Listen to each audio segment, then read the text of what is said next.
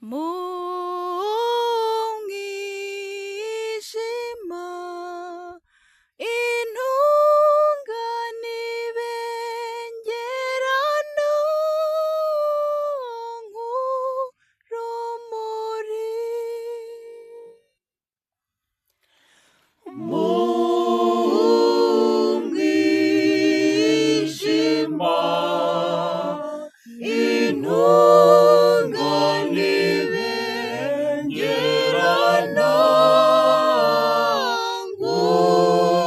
nk'urumuri.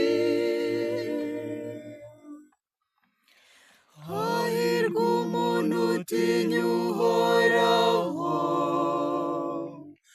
mu gihe cy'umwijima yaka nk'urumuri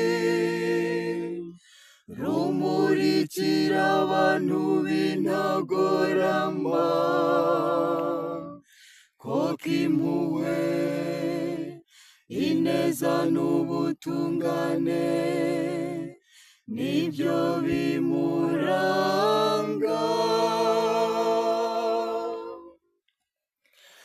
Mu mwijima intungane ibengerana nk'urumuri. Ntakangaranywa n'ibihuha bibi, akomeza umutima akiringira Uhoraho.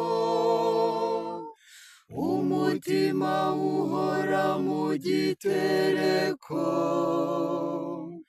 ntagira icyo yikanga. Mu